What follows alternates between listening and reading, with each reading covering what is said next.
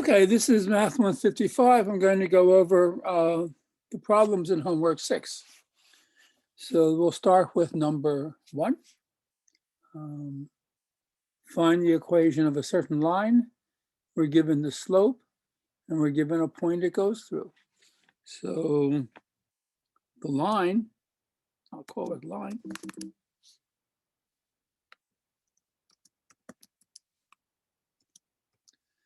is what? Well, the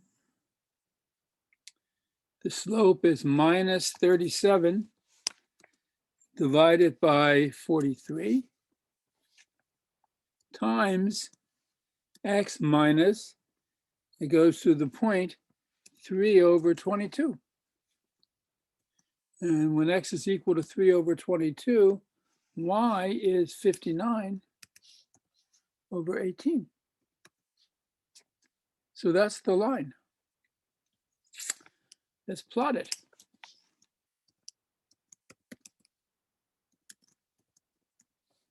Oh, okay. Nice line. What is the y-intercept?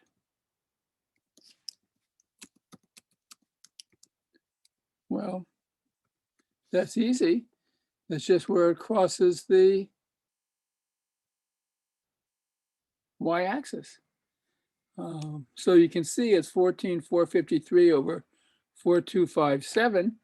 Or if you just plug x equals 0 into this, you can say substitute x equals 0 into the equation of the line. Oops. Why didn't that work?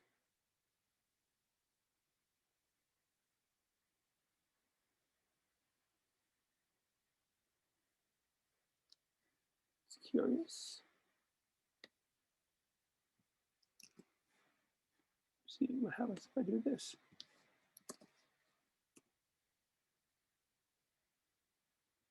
Well, maybe it doesn't like this.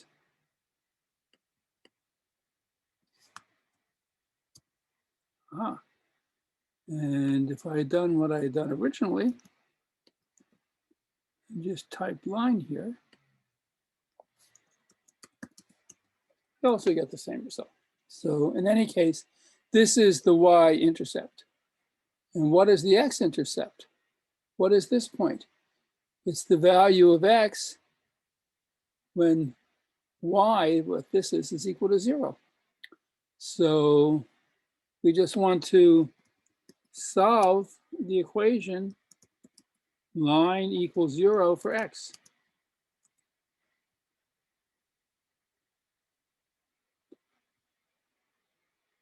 If you want to check sort of the numbers, this is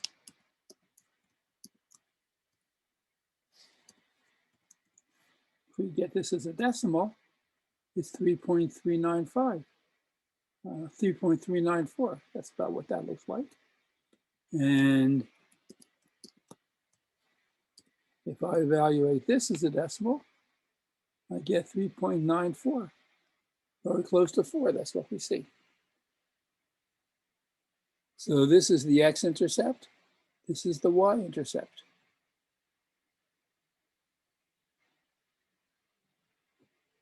Okay.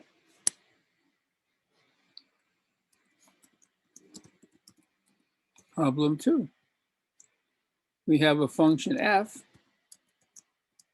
X goes to the sine of 7 times x minus e, you have to write exp for the exponential function, of x to the 5th.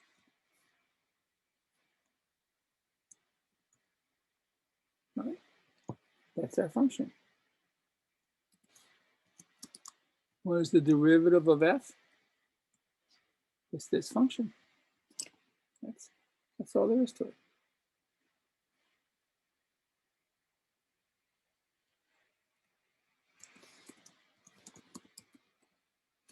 Problem 3, we have another function f equal to what? X goes to minus 2 times x plus square root sqrt And then you put in what you're taking the square root of. And what we're taking the square root of is 7 plus 4 times x squared minus 2 times x cubed minus 2x plus the square root of 7 plus 4x squared minus 2x cubed. What is the value of the function of 1? Aha, it's equal to 1.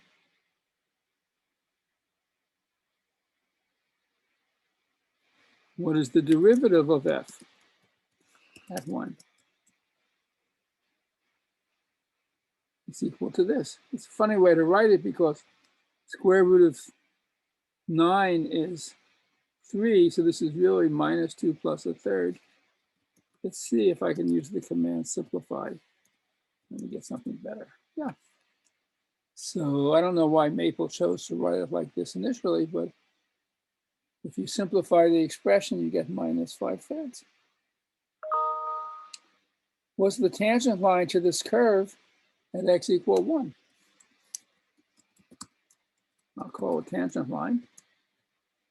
It's equal to the slope of the function at 1, the derivative of f at 1, times x minus 1, plus the value of the function at 1. That's what it is. Let's see if Maple will simplify this at all. Yeah, that's a little bit simpler. That's the tangent line. So let's plot the curve and the tangent line together on the same graph. So plot, and then we're going to put in the function f of x and the tangent line, curly brackets, comma, x. Perfect. So the red is the curve and the blue is the tangent line. And we're asked to sketch it with scaling constraints. So I click on inside the curve, scaling constraint. That's what it looks like.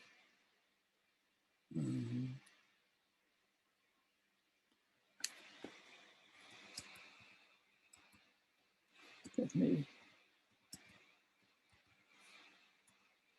yeah, that's what it looks like. Let's try to scale.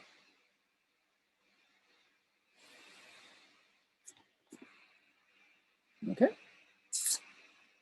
that was problem 3, which means it's followed by problem 4. So here we want to plot 2 parabolas and find where the curves intersect. All right, that's easy. So let's plot the parabolas x squared minus 7 times x minus 11 and minus x squared plus 13. Aha, that's what it looks like.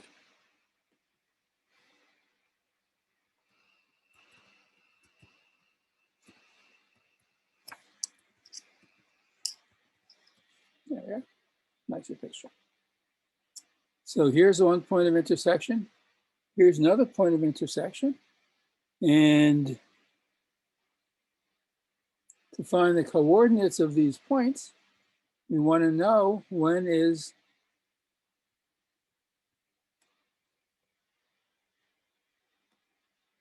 what x is x squared minus 7x minus 11 equal to minus x squared plus 13. So I want to solve that equation for x.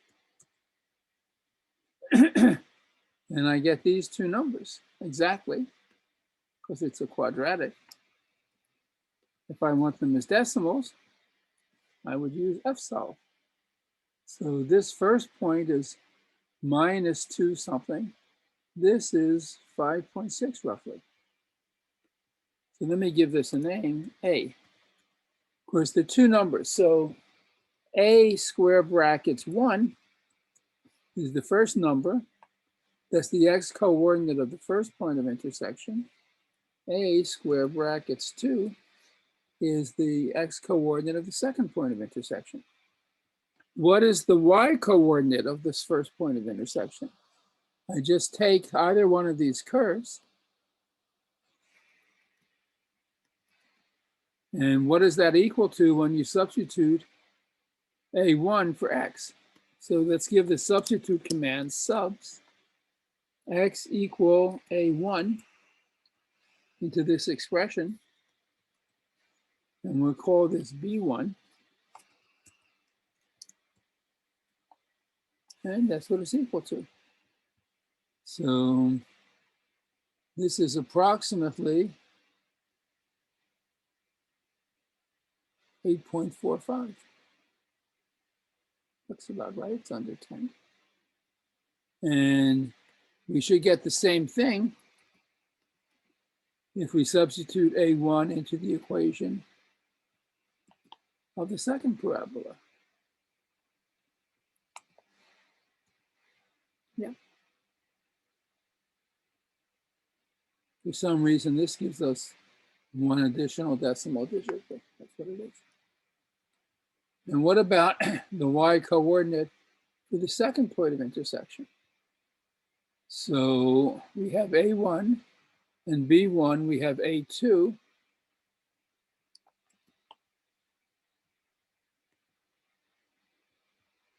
So b2 will be what we get when we substitute a2 into the curve, and it's minus 18.7. That's about what it is, minus 18.7. That's problem 4.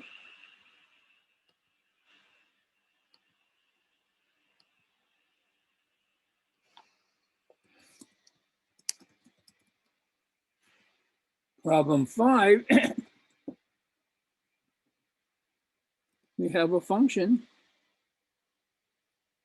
X goes to x times exp of x cubed. That's my function. And I want to calculate the first 10 derivatives using a loop. So for n from 1 to 10, do. And what I want to do is calculate the nth derivative. So the syntax is left parenthesis d add n. That will give me the nth derivative of f of x, let's say. And so I know which one is which. I'll just preface this with an n. Okay, wow. So this is the first derivative, second derivative, third derivative, and so forth. I wonder if it's possible to simplify this. Let me see what happens if I say simplify this whole thing. No, oh, well, all it did was it factored out, yes, a little bit better. It factored out e to the x cubed and sometimes some other stuff as well. So either way, it's fine.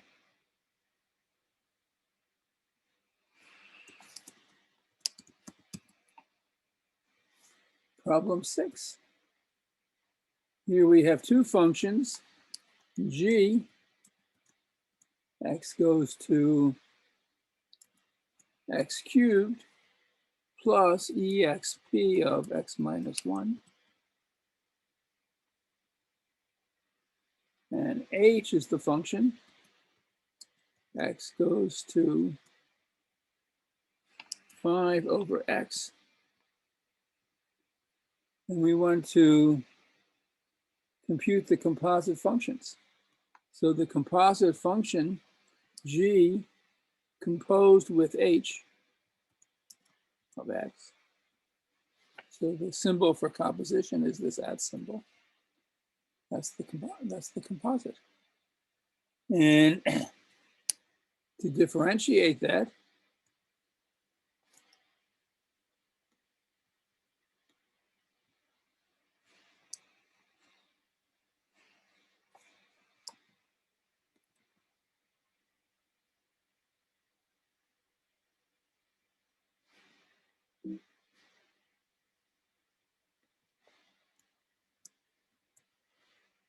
oops.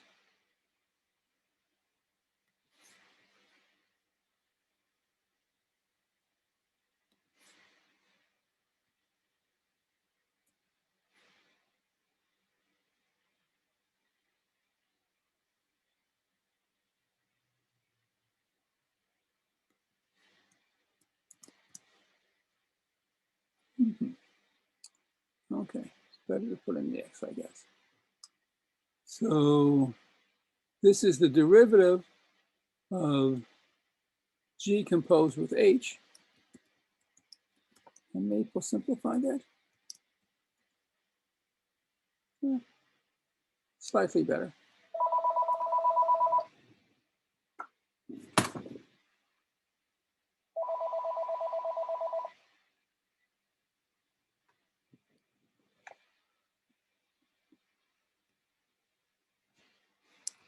What about the composition in the opposite order?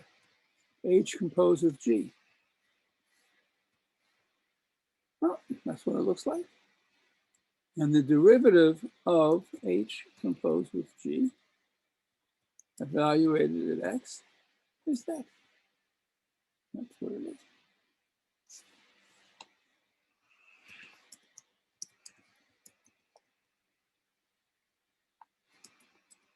Problem 7.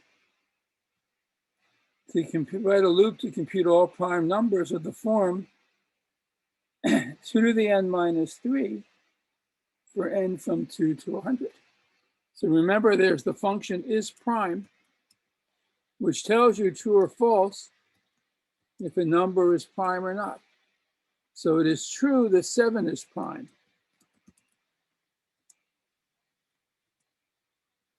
It's false that 8 is prime. So this is prime function gives you a value true or false. So we want to compute all the prime numbers of a certain form. We want to apply this is prime function as you get true, and we want to print out the number. So we could say for n from, and I want to go from 2 to 100 do. I put my n do. And now what I really want is this: if is prime 2 to the n minus 3. So if 2 to the n minus 3 is prime, then let's say print 2 to the n minus 3.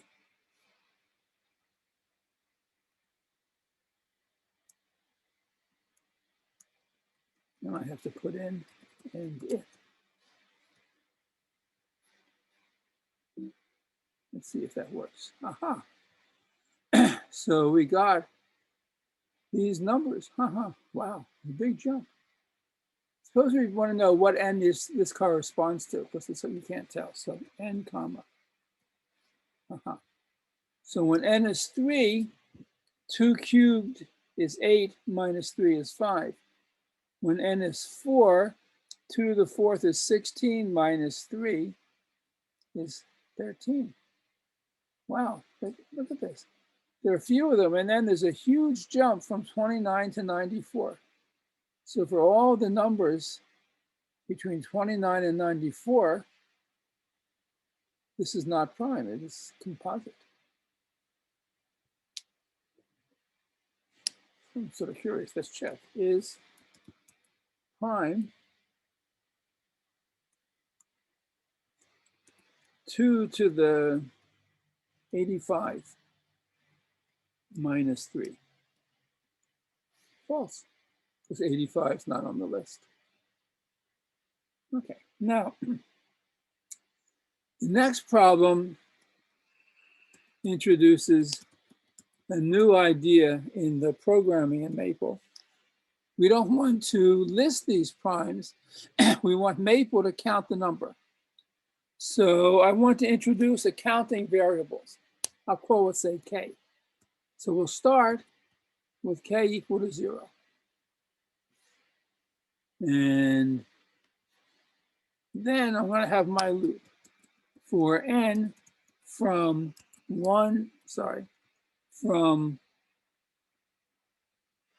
2 to 100 do,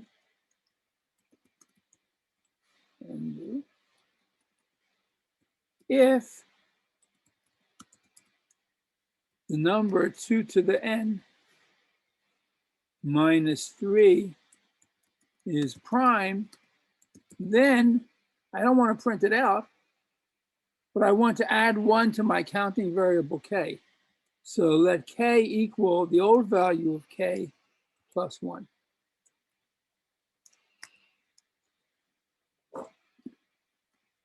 And that's the end of my if statement.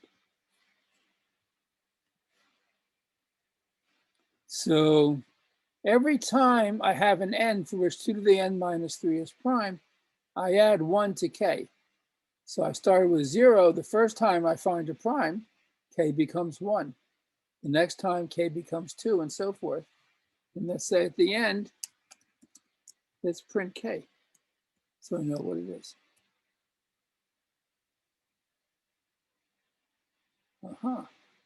Why didn't it like this?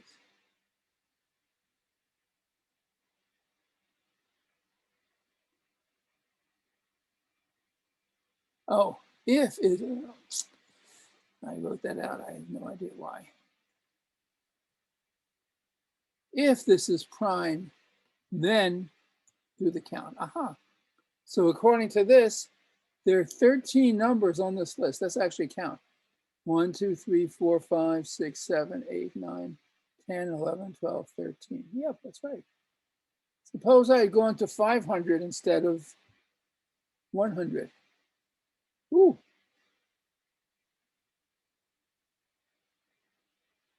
I have a lot of numbers. How many are there? Well, now we'll do the count. Now there are 23 on the list.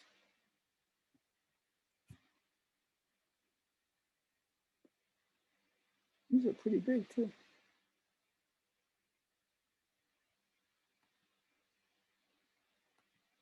Okay. That is homework 6. We are done.